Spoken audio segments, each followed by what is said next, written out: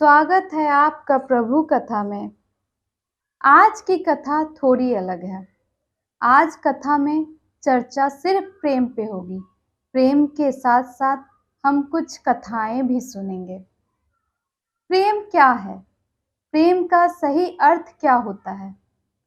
हम सब के मन में कभी न कभी किसी न किसी समय एक सवाल जरूर होता है कि प्रेम क्या है? प्रेम का अर्थ क्या होता है? हम जब भी किसी से प्रेम करते हैं तो चाहते हैं कि हम उसके साथ रहें।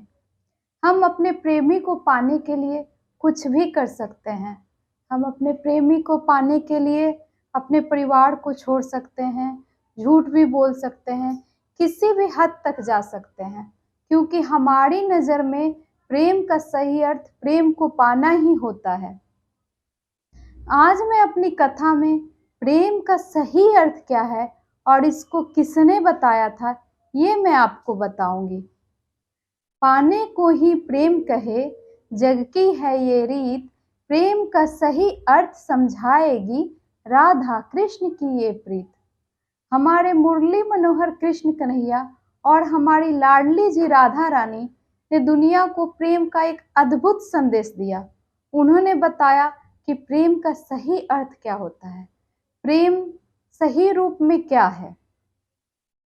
राधा कृष्ण का मिलन तो एक बहाना था, दुनिया को प्रेम का सही अर्थ समझाना था।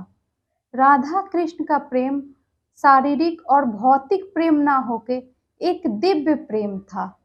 यह एक अद्भुत प्रेम था। हम उस प्रेम की मात्र एक झलक अनुभव कर सकते हैं।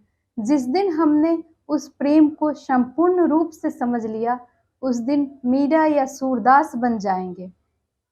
जब भी भगवान कृष्ण बंसी बजाते थे,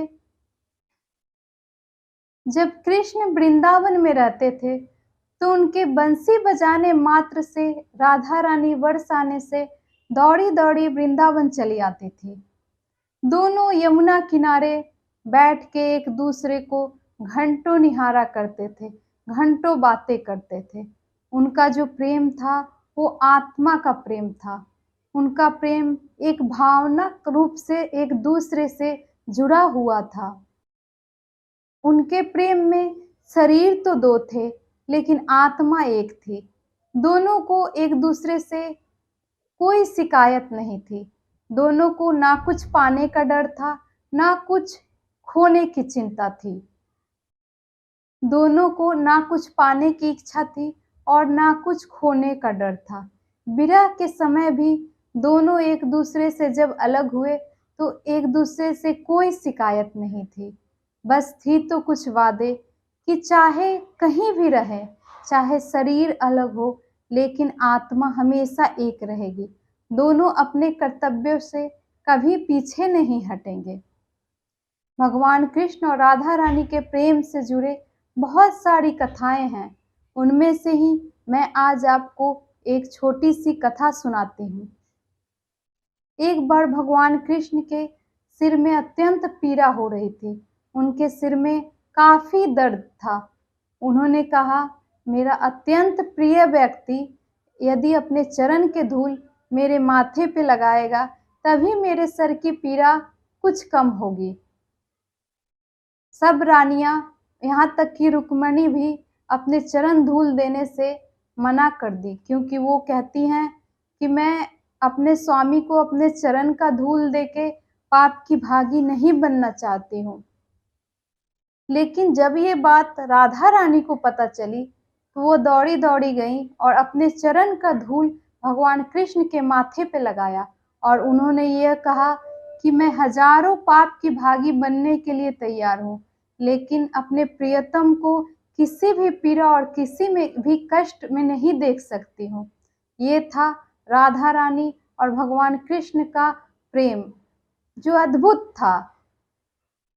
प्रेम का एक अद्भुत संदेश भगवान ने हमें दिया था। उन्होंने बताया था कि असल में प्रेम क्या होता है। पूरी दुनिया इस बात को मानती है कि भगवान कृष्ण और राधा रानी का प्रेम एक दिव्य प्रेम था, जिस प्रेम को हम लोग भले ये जानते हैं दोनों एक ना हो सके, फिर भी हम लोग उनके प्रेम को पूजते हैं। आज भी हम लोग दोनों को एक साथ पूजते हैं, क्योंकि उनका प्रेम दिव्य प्रेम था और आत्मा का प्रेम था। उनके प्रेम से हमें एक सीख मिलती है, एक ऐसा प्रेम जिसमें आत्माओं का होना, आत्माओं का प्रेम करना एक दूसरे से ज़रूरी होता है। प्रेम में विश्वास ज़रूरी होता है।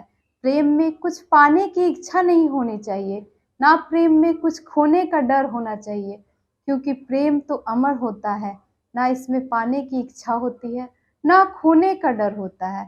भगवान ने, हमारे ठाकुर जी ने हमें यही संदेश दिया था। भगवान कृष्ण कहते हैं, सुनो बात ए राधिका, अमर हमारा प्रेम, देख हमारे प्यार को सीखेगा संसार। तो आज तो ये थी भगवान कृष्ण और राधा रानी के अमर प्रेम की कथा। इस प्रेम की कथा को आपने सुना, लेकिन आज की कथा का सार क्या है? आज की कथा का सार यह है कि प्रेम आत्माओं का प्रेम है। प्रेम में दो आत्माओं का प्रेम होना ज़रूरी है, तभी प्रेम असली रूप से स्पष्ट होगा, सामने आएगा। प्रेम में विश्वास होना ज़रूरी है।